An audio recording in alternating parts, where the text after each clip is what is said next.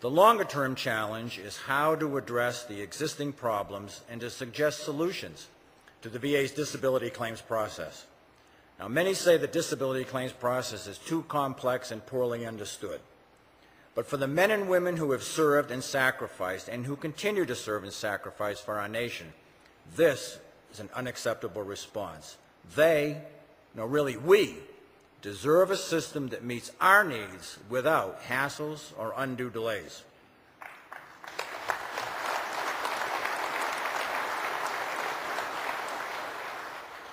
Now, we have seen countless commissions, task forces, and blue ribbon panels created over the years.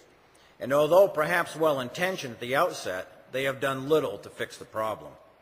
The time has come to take some bold, creative, imaginative, and sometimes contentious steps to do what's right for veterans. Today, I want you to know that the DAV has proposed to do just that. We have presented our ideas to Congress and to the VA. Some they like and others they don't. But it's a starting point to change a system burdened with yesterday's processes and mindsets to one that is in touch with the realities of today. We call our plan simply a 21st century claims process. Its details are ambitious, but yet we believe achievable. There's going to be no need for a large government investment of funds. In fact, over time, significant cost savings will occur. Our plan consists of three major components. The first, a legislative package, then an information package, and a claims process reorganization. Now, there's not time here to discuss all of the details. Simply said, we would require that the VA start working off an entirely paperless, totally electronic record comprising a VA claims folder. The VA would create an electronic record center. Evidence would be available and reviewable immediately, not in weeks as in the current system. Thus, the development of a claim is improved and in a very timely manner. Legislative changes are being recommended by us to speed up the process by allowing, with the Veterans Agreement and consent, certain aspects of the development phase to be waived. Now, in the case where the VA can grant the benefit, they'll be allowed to do so and forego certain development criteria altogether. It simply makes sense. We estimate that adoption of these recommendations will reduce the average development time from the current 160 days to a mere 30 days.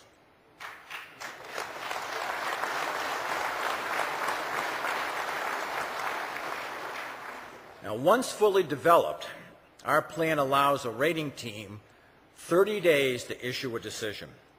We allow this much time toward the goal of allowing decision makers more time to focus on quality decisions versus a quantity decision.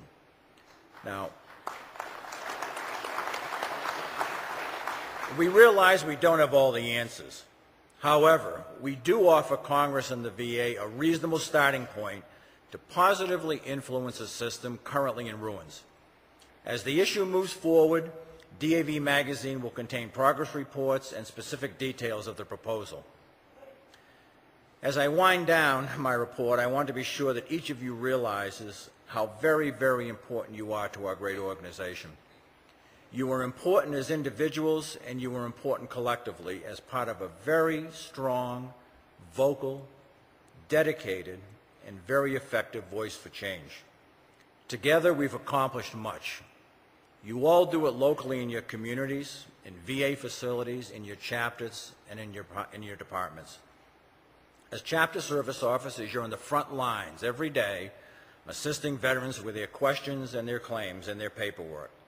Department service officers are ready and willing to help at that level.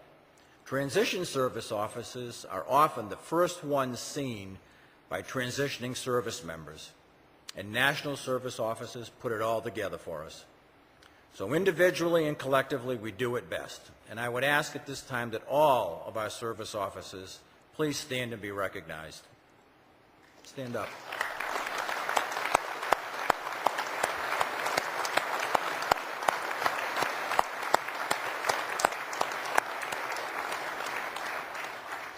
And what about volunteers? What would we do without them? You continue to give of yourself continuously and unselfishly for only one reason: to help your fellow disabled veterans. And you do it well and with more donated hours in VA hospitals than any other veteran service organization around. Transportation network drivers have now surpassed 430 million miles driven and have transported more than 12 million veterans to get the medical care they need.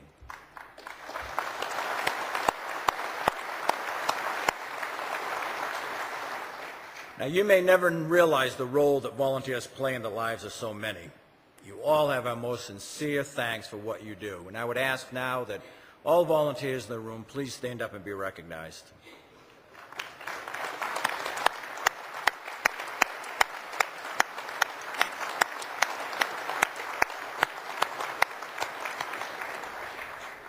I began my report with a quote from Manchester that was about a certain bond forged among men. I want to end with a short sketch of the life of a truly great American, Senator Mike Mansfield of Montana. Now, some of us might not be old enough to personally remember Senator Mansfield, but he served in the Navy when he was only 14 years old during World War I as a private in the Army from 1919 to 1920, and a private in the Marines from 1920 to 1922. He was a miner, an engineer, and a professor. He spent 34 years in Congress and a still unbroken record of 16 years as Senate Majority Leader. He also served 11 years as ambassador to Japan. He was awarded the Presidential Medal of Freedom, our nation's highest civilian award. He died in 2001 at age 98. He's buried at Arlington National Cemetery, and his tombstone bears but 7 words: Michael Joseph Mansfield, Private, U.S. Marine Corps.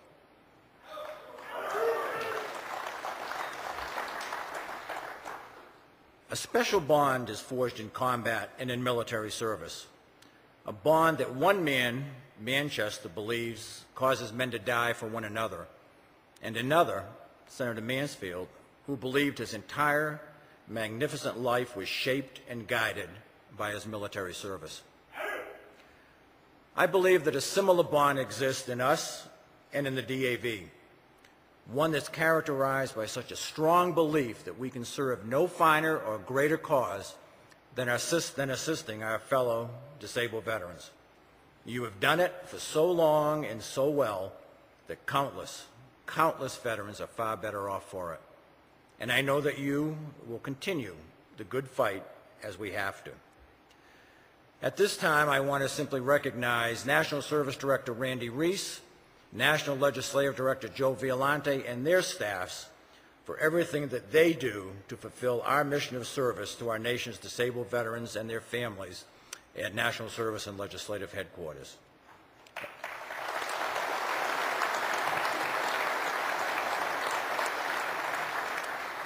And finally, I want to thank all of you for your service.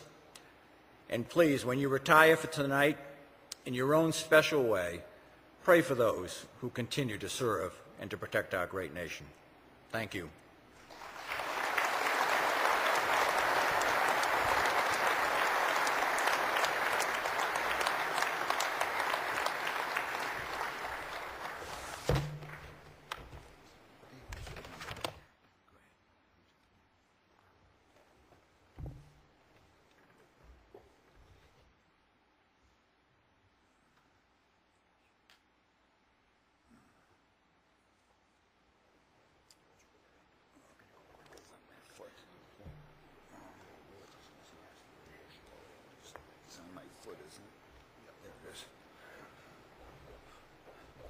That wasn't exactly transition of powers, just transition of seats. Thank you, Dave. May I have a motion to accept Mr. Gorman's report?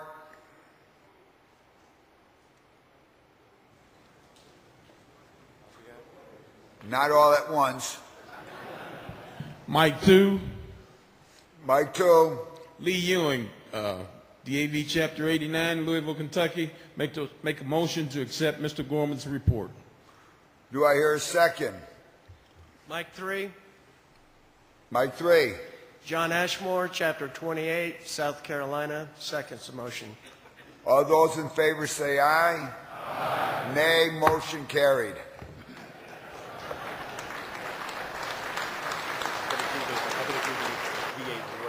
Okay. Transition of power again.